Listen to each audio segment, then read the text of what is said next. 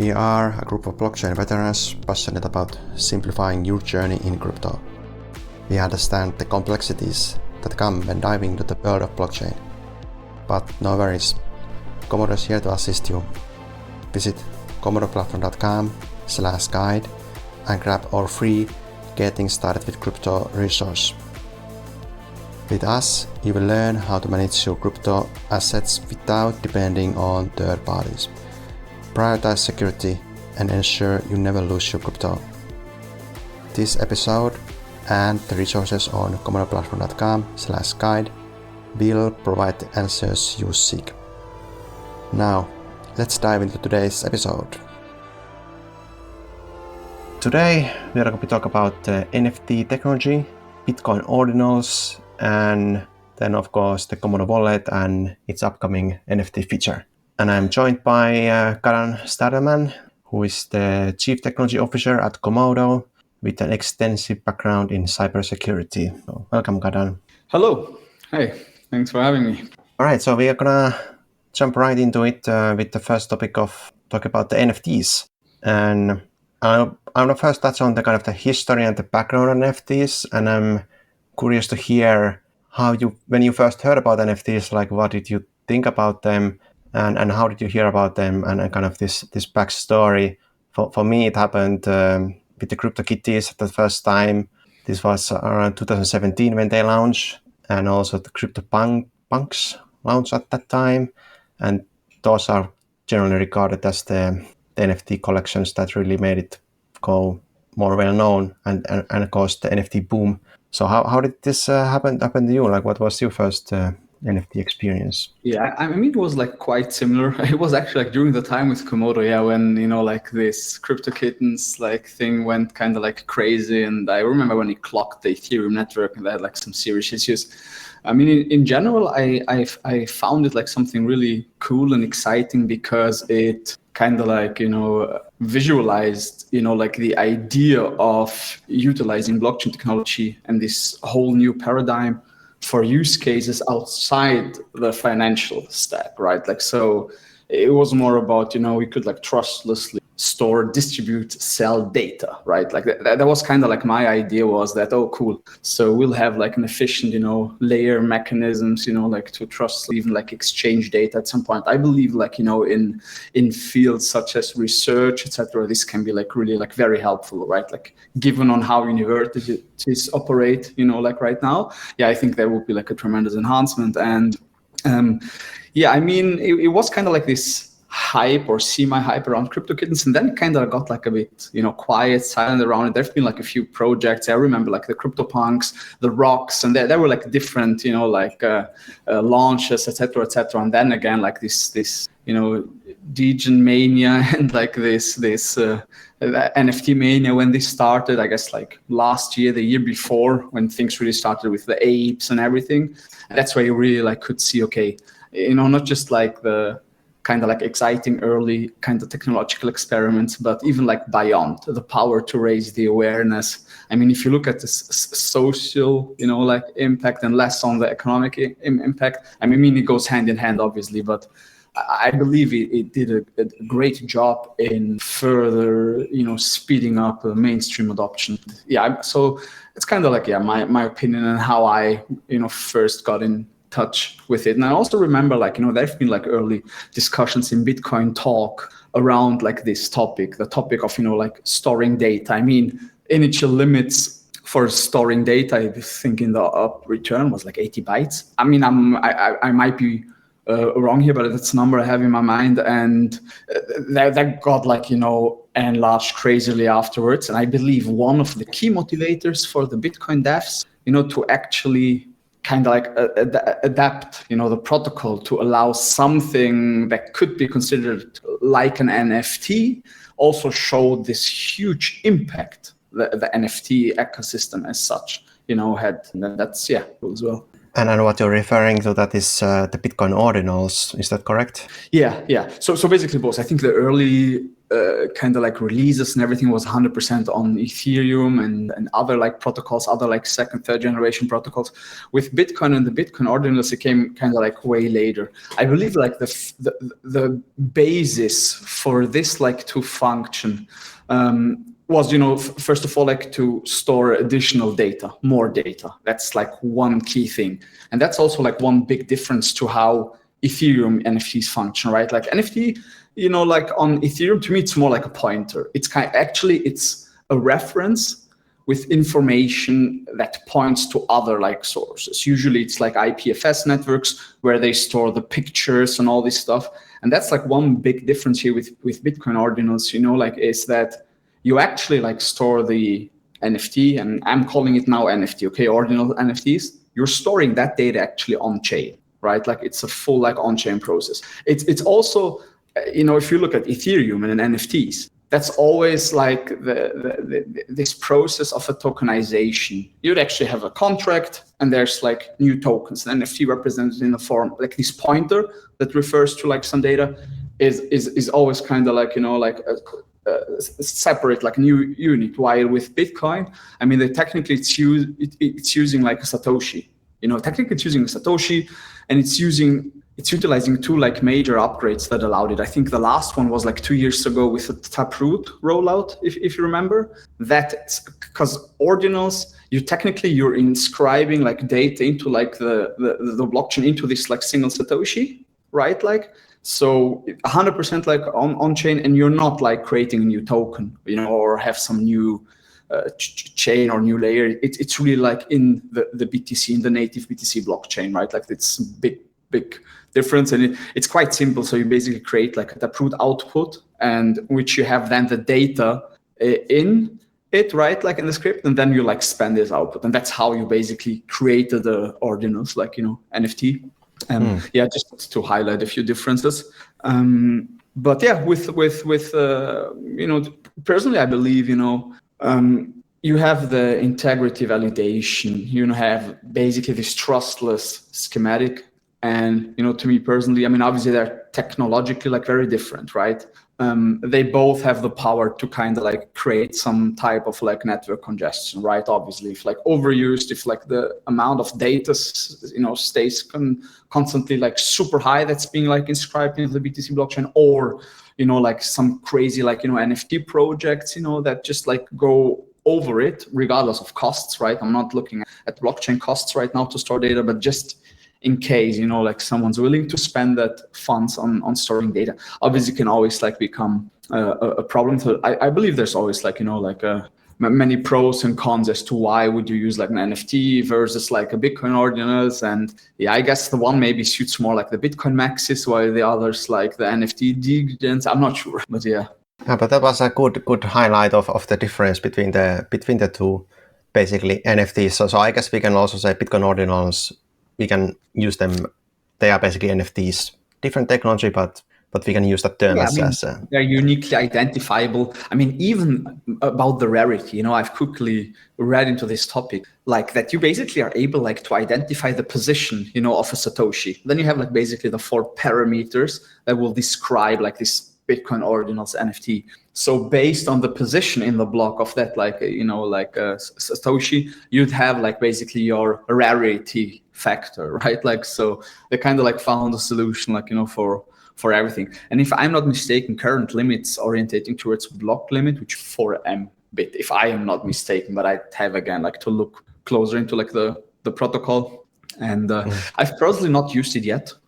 Maybe that's also something like to just honestly admit I have not, bought or, done this. I've not like created such a Taproot like output that would have like inscribed data in it. I have like tested it, but I believe we might at some point of time, find a good use case, such, something for some real on-chain based, integrity validations. For example, storing like checksums for release builds, into the Bitcoin blockchain, fetching it from there, like for the validation. But we'd have to evaluate, right, efficiency, et cetera, versus other methods. So on the contrary, like on the Ethereum blockchain, I've burned myself already, like with NFTs and the whole thing. So yeah. And any summary to to I guess the newcomers, new people in crypto and NFTs. So what you pointed out was the key difference between the Bitcoin Ordinals and NFTs was that then with Bitcoin Ordinals, the image itself is actually stored on chain, and with something like Ethereum-based NFTs like CryptoKitties, then they are off chain. Exactly. So the one is really like, it's an on-chain mint. It's kind of like, I create this special transaction with my data, with the whole data that represents whatever my ordinal or my slash, quote unquote NFT represents. And I put that into the blockchain, the BTC blockchain, while yes, for ETH and many other protocols that follows similar schematic, they basically store the data off chain, right? So if you look at it, it's actually not even a pure on-chain NFT, right? So technically, if all the IPFS stacks and everything is gone, your NFT is gone. Your picture, your expensive photo is gone, right? So while on the Bitcoin ordinals, that wouldn't be the case. It's on the Bitcoin blockchain, 100%. So that's, I guess, the biggest difference here. And then obviously also the structure, the type, the data type itself, because one, again, it's a token, an own token, is a contract that basically gets deployed to create an entirely new token, while the other is using a real Satoshi from a real bit, right? So that's also one key difference here. And then you also touch on the congestion issue with Ethereum blockchain, especially that happened when the CryptoKitties were getting very popular. Can you explain briefly, what happens? Why does it happen that the blockchain gets kind of let's say stuck? There's just too much activity. But yes. Why is that? Yeah. So each or most blockchains, have a certain block spacing, and it's basically the average time between two blocks. And each block has a limited, storage size. Say it's a limited thumb drive, right?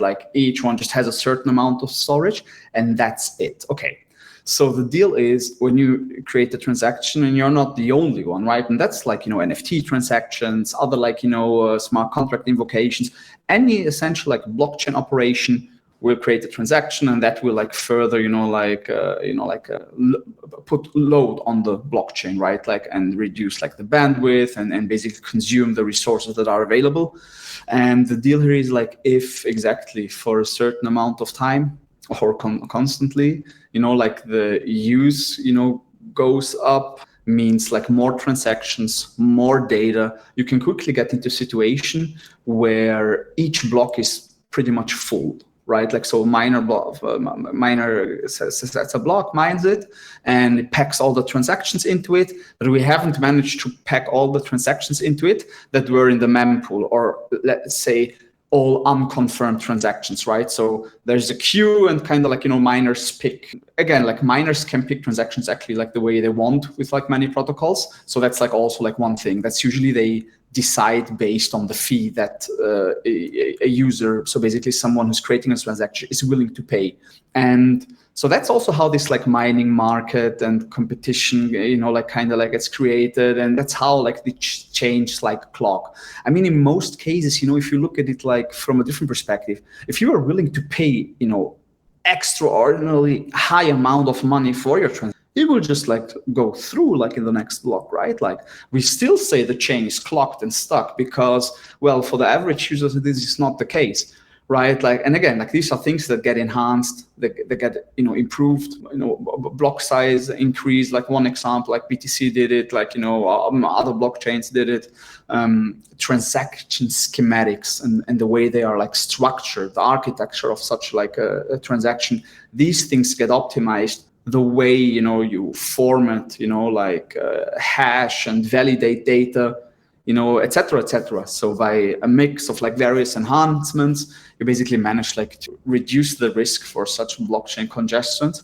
But again, then NFTs and these kind of use cases that are kind of data heavy operations, they will always, pose a risk, I mean, personally, and now is a bit of subjective issue on this topic. I believe, in the 21st century, with our current bandwidth availability, these things shouldn't be problems anymore, right? I believe we've reached a point where the tech's matured, very, very, well into a level where, pretty much all, already X and peer reviewed, like light, like validation clients, like an SPV and all like these tech stacks, basically allow you to, run blockchain tech like ultra efficiently, still have like cryptographic like validation that doesn't require like the whole data of the whole chain throughout its like entire history, right? Like, so I believe these things are gonna like be enhanced like more and more, so that like, like these application layers on top of a blockchain become like more lightweight, right? Like, and I believe that's like actually where off-chain layers do really make sense, right? Like, because again, if some like Bitcoin-based NFT projects go wild, really wild, it could, pose a negative effect for those actually wanting to use it as a financial, tool. So it's kind of like mixed feelings. Yeah, that's good that you answered, because a lot of people have these concerns also, like with the Bitcoin Ordinals coming in, that this is gonna clog the Bitcoin blockchain as well, even more so that this already is. But you are saying that you are confident that the technology will catch up and find ways to provide more bandwidth. And of course, there's also the Bitcoin Lightning Network. Does that play a role also in the Bitcoin Ordinals, the Lightning Network? I mean, for now, not really. Not really. No, not really. Yeah, in that case, really I mean, Ordinals actually already utilize a Bitcoin enhancement that Taproot itself, right? Like which was made to enhance transactions as such. Cost of transactions was like one big item. And thanks to Taproot, it becomes an actual like use case, a realistic use case to pack a Satoshi full of data and like throw it into like the chain. It wouldn't have been like possible before. It would have been like too expensive, well, expensive, quote unquote, very relative term. But yes, to answer the question, so I'm very confident that tech will catch up. It is catching up, and I believe upgrades such as Taproot are a great testament like for how we're able like to enhance things, because that upgrade, enhanced, the transaction size, limitations, capabilities, and that again enabled like this new use case. So I believe yes, and I'm very confident. That is great to hear. All right, I want to move the discussion a little bit to kind of the NFT markets and what's going on in the NFT space in terms of volumes, because I was just checking some of the statistics today of the past week, and I'm just gonna read a few things here just to give an idea on like how big of a space this is. So we could split the volume per blockchain. So we have, for example, Ethereum. The last 7-day volume is $43 million. Next up, we have Mythos, almost $8 million, and Polygon has a third place with a $7 million volume. And then unique, we can also like use the Explorer to go and look the actual sales of the NFTs. And I was looking also this up, and I have like the past 7 days, there was NFT sold for $250,000. It was a CryptoPunk 3983. And then I have a look at the all-time sales, and there's the top NFT is also CryptoPunk. It's sold for $23 million plus. And these are just like crazy numbers to me. Like, what do you think about this valuation of NFTs? Like who pays this amount of money for NFT? Like, what's going on here? Okay, I mean, these are my personal views, just like to highlight this and my opinion. I believe a big portion like of the NFT market is probably like wash trading, money laundering, not necessarily in a very dark illicit sense, but you're a crypto dude, you've accumulated a shitload of coins. What did you, drop an NFT, buy it off yourself? You have legal money, right? Like you could even like tax it, go ahead, report it like to the financial market authorities, etc., etc. That's like one point, right? Like the other point is like wash trading to obviously like hype your project. Sometimes it's scam projects, etc., etc. For a big portion of this, allegedly, and apparently like legit projects, I believe it's a crazy oversaturation and overvaluation. It's a very fresh new technology, kinda. People see the potential. Obviously, it's flooded by not necessarily the best type of capitalists, and given all these like factors and metrics, I believe it's kind of like a semi-bubble to like a certain degree.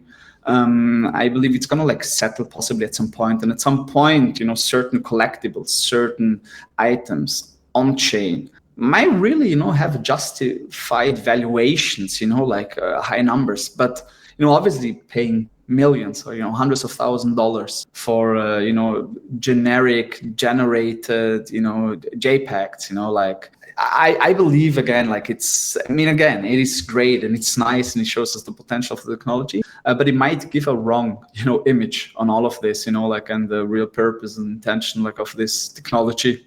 And I think it's not necessarily something to wrap it up. And the TLDR here is, I believe these valuations, these numbers, are crazy. Mm-hmm.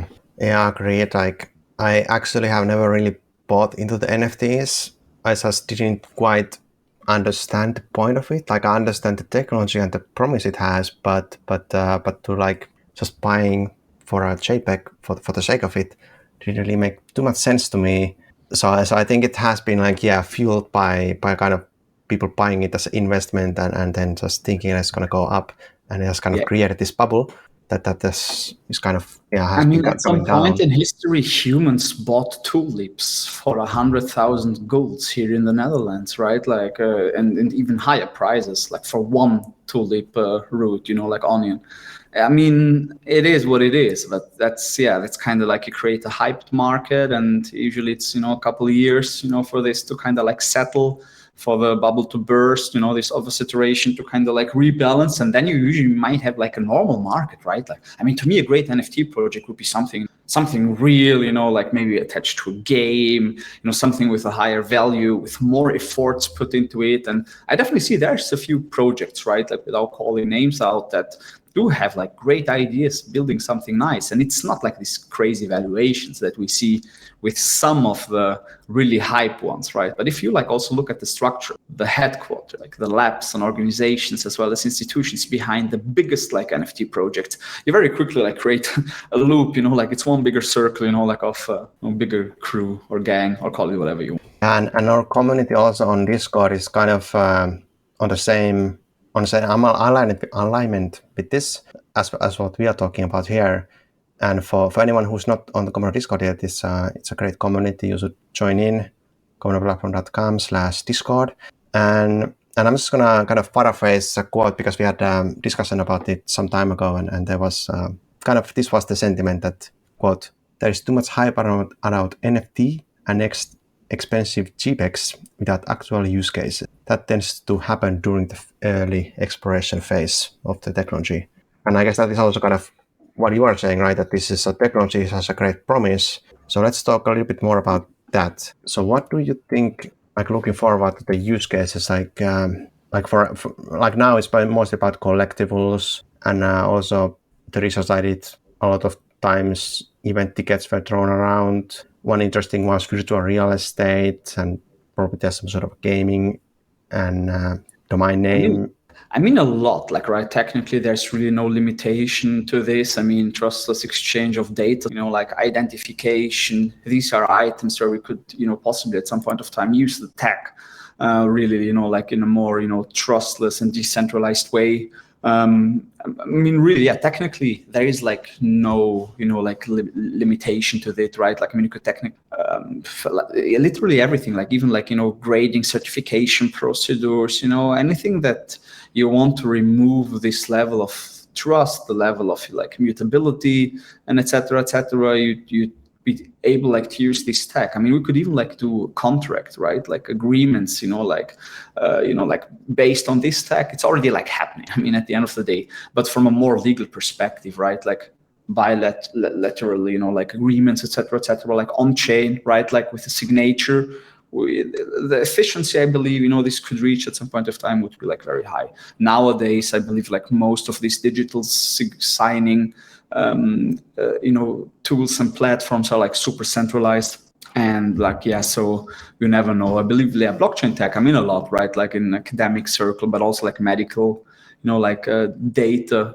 Technically it could be like stored, technically accessible like to anyone, but only those with the right keys could read it. And I mean, again, there's so many like good use cases we could like implement the tech for, and it would just like be a crazy improvement compared to how it was before, how it is right now. So, and I believe this matches pretty much like everything in our world. Yeah, for sure. Yeah, I think there's a lot of potential with the use cases, and that is kind of somewhat missing at the NFT space at the moment. Like people are just making NFTs for the sake of making NFTs, and I gave the example of in the last episode we made with the designers that in Finland and there's this Mumi mug. Do you know? People like to collect it, so we could kind of compare that to an NFT. But then why do people collect it? Like it's not that. It's not because of the design, it's kind of because of the backstory and the history behind it, that there's this cartoon, and that is kind of creating this emotion and this story behind the whole NFT, well, in this case, Mumimag genre. And I think that is something that needs to happen, and maybe in some cases have happened with the popular NFT collections, but it has to be connected to something. And what best would be some sort of a use case, like let's say I could buy trading cards and play some game with them. That's what I'm really looking forward to, like an actually tradable cards that I can use and play something with. And I'm sure that's coming. Maybe Magic will migrate to a blockchain at some point of time. Like who knows? Could be. Yeah, exactly. That's really that power of when I first heard about NFT, I thought, well, that's a real power of it, that I could basically have physical cards over internet and have more like ownership over them. And that way they are not tied to a specific platform. So let's say the Magic the Gathering company, they would have an official, some sort of a trading exchange and a place to play with the cards. But then if they have it on blockchain in more decentralized fashion, then they would kind of open it up for anyone to create another marketplace or on another game using the same cards, or just another place, another server to play the game on. So it kind of it's like a more open source approach. Yeah, absolutely. Also, the nice thing here is, you wouldn't be, worried of like fakes, and all these things, once you put like all these like collectibles like on chain, they really become like, like uniquely identifiable, which isn't necessarily the case with like physical cards, right? Like we know about like fakes and, all these issues they pose. You need like experts. They actually like, check them and, and check their genuinity. And yeah, so I believe, yeah, definitely like, this tech stack can bring like huge enhancement, including like collection. Yeah. Well, next up I have another analogy. We are kind of going back to the Bitcoin Ordinal discussion, but I'm going to share this because I think it's really understandable for the average guy. And this I found from CMC Alexandria. So they gave the analogy that about what is Bitcoin Ordinal, and they say that imagine that there's two $1 bills, like physical banknotes, and then both of them are completely fungible, but have a serial code. So we can identify both of them with the serial code, and that makes them unique. But they are still like both of them are $1, worth $1. But then imagine that if one bill gets signed by, in their example, Muhammad Ali and George Foreman, then it will become like a dollar NFT, and it will have actually more value than the face value of the dollar. So even though I could simply using the dollar like as a dollar, but actually it would probably be worth more because of the signature. So that was kind of a nice analogy that I found to explain what's going on with the Great, yeah. That's a nice one, yeah. I haven't heard this one, but that's a good one. Yeah, that's a very good, like analogy to what piece of tech actually is. Yeah. Yeah. Well, I think we are kind of done with the overall NFT topic at this point. Like, do you have anything else on your mind about the topic of NFTs or Bitcoin Ordinals that you still touch on? Yeah, I believe they will bring out like new standards. This tech's definitely gonna evolve like further. It's gonna get like new features, new capabilities. I definitely believe there's more growth coming in this sector. But yeah, overall I think it was a good wrap up, good summary of what are they, what's the key differences, and like what I think, what do you think about it, and thank you. And next up we are going to be talking about the Komodo Wallet specifically, and we have a NFT feature under development. What can you tell us about this feature? So we've basically been working a couple months like on integrating like NFT capabilities. It means like you'll be able to use the Komodo Wallet, like the underlying DeFi framework, for all things NFT, right? Like, so we're supporting like the top 5 like protocols right now, including like ETH and other like EVM stack based NFT protocols. And it means like you'll be able like to hold, like and to transfer your NFTs within your Komodo wallet. We're currently like, implementing and fine polishing, the last, items with this feature, as well as like an extended like spam filter and protection, as that's been like a serious like issue within like, the NFT, industry, that there is a very high number like of spam, attacks carried out like via NFTs. So this is a non-custodial way to store your NFTs. So what type of protocols and NFTs are we supporting in launch? So we look like at the ERC 7 like 21 and ERC 1155 standards. These are like the 2 most common, NFTs in circulation. And it's like all these like popular NFTs, CryptoPunks, etc., etc. They're basically the crypto apes and so on. They're like based on these standards. And again, you'll have them like on ETH, like Polygon and a few like others, which I really don't reckon right now. We have a few that we're rolling out with, and we're looking like into like further like support, right? Like, so we're looking into like additional like NFT protocols, and we'll like further like expand this, over the time. Yeah, so what's unique with the Komodo Wallet is that we are supporting multiple protocols. So basically, it's going to be like one wallet to store all your assets, including NFTs. So what can you tell, like, are there other, especially in terms of NFTs, like, are there other wallet alternatives that would give you the same type of cross-protocol functionality to be able to store multiple assets? Most wallets, yeah, and I believe that's the deal with the most popular ones. They are a unichain based, so they support the asset class of the chain you're operating with, right? Like with MetaMask, ETH, like with Phantom, I believe was the name of it. It's like Solana and so on, right? Like with Kepler, you have like the Cosmos ecosystem and NFTs. So I think no, right? Like I don't want to like, offend any like project who's potentially working on something like this. And there's possibly just a pure NFT app, I'd assume and imagine out there that supports multiple, but it wouldn't be kind of like, this all-in-one solution with like a non-custodial wallet, DAX, and the NFT layer, right? And we're also like looking into like NFT trade and NFT marketplace capabilities for the Komodo Wallet, like to further like, expand the feature, scope here. Yeah, that's a good shout out. So perhaps, yeah, let's clarify. So the first release happening will only include ability to store NFTs, but not trade yet, but that the trading functionality is going to be coming later. Then I want to talk about an important topic that we are going to have to dedicate some more episodes on, and especially you as the kind of the security expert talking about the security aspects of crypto.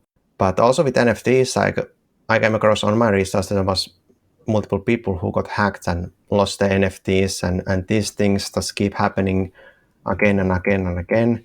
And I found this research made by giantanalysis.com, and it was about the last year, and that it was the biggest year for crypto hacks with over $3.8 billion stolen. And they give a graph of each month, and each month there's like 100,000 at least stolen, with the average or about 400,000 or something like that. So this is a constant problem, and it's very hard for especially newcomers to kind of understand how to store their crypto and NFTs in a secure way. So what would you be kind of general recommendations and approach to this dilemma? I mean, in general, right, like an overall, what I recommend is not just newcomers, but also like the more experienced and vetted like crypto user is to, really utilize secure tools such as hardware wallets, like multi-signature solutions, offline storage solutions.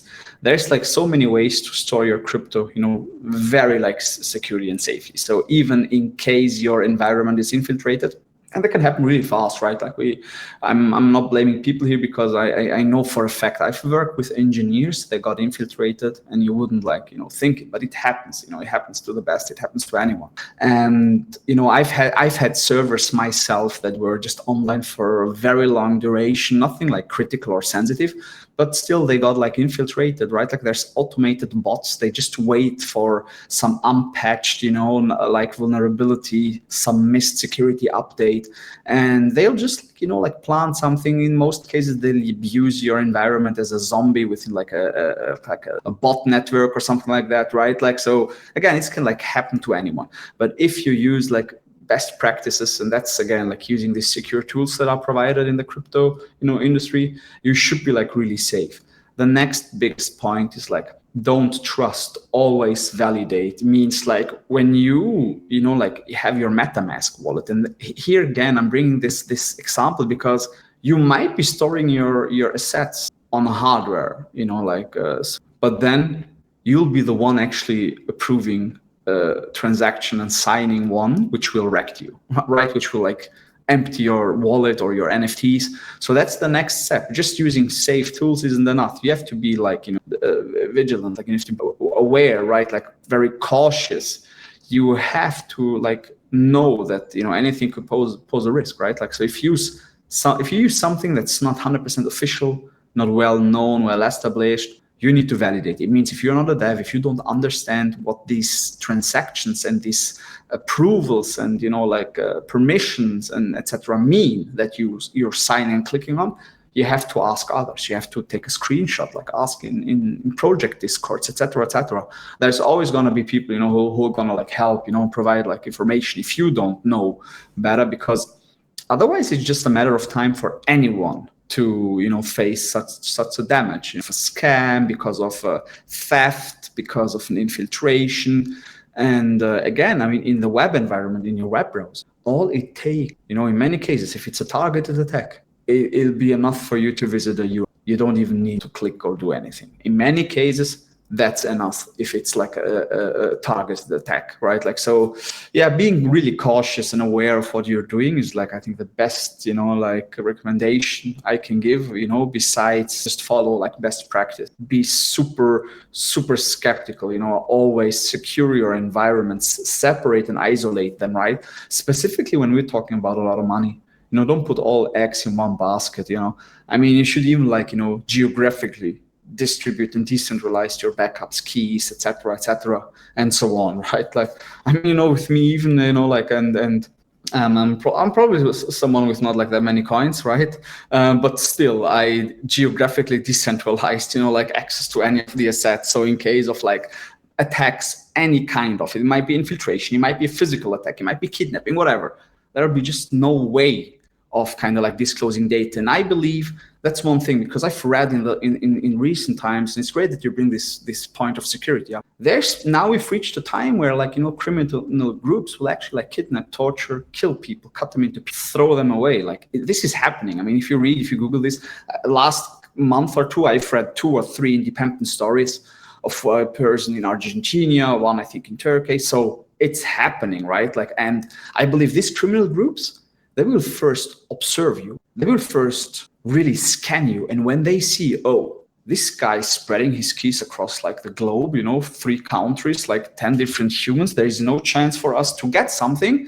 So us will just like kidnap and have to kill him, right? And most criminals, and I believe these type of ones, aren't probably that stupid, so they'll probably stay away from you. So again, these security precautions can actually even like prevent really bad stuff, right? Like, because being super paranoid and doing everything right also means that the really bad guys won't target, because they know they'll go with empty hands, right? Like, and it's always about the money. So yeah, these are kind of like some tips, recommendations I can give. And yeah, stay humble. I think it's the best thing. Also, if you're in crypto, if you're well loaded, stay humble, right? There's no sense in buying a Lambo or an airplane. Yeah, that's good advice. Yeah, I would agree with that. Like, it's just most common mistake probably is that people just store their seed phrase and passwords in an unencrypted file on their computer. So I would say that anyone listening, like, just first step is to understand that, assume that anyone could just walk to your computer and browse all your files and all your data. And if they're able to steal your Bitcoin by doing that, then you have a problem. So then you need to use something like Kadan said, a hardware wallet for large amounts. And I think just also going on paper and pencil and just storing the seed phrases offline. Like, don't leave them on the computer. That's just that saves you a lot of trouble. And hide it super well. Most important, don't keep it where you live. Don't keep it, whatever. I mean, yeah, I hope we don't have criminals listening like to this podcast, because they'll be like, "Oh, nice, great tips, thank you." No, but yeah, joke aside. Yeah, no seed phrase here, so don't come here. That's about it. And we, of course, we do have a Get Started with Crypto guide that we have made for newcomers, so you can access that by going to komodoplatform.com/guide. We are going to email that to you and also keep you up to date about the future podcasts and any other updates that we have at Komodo.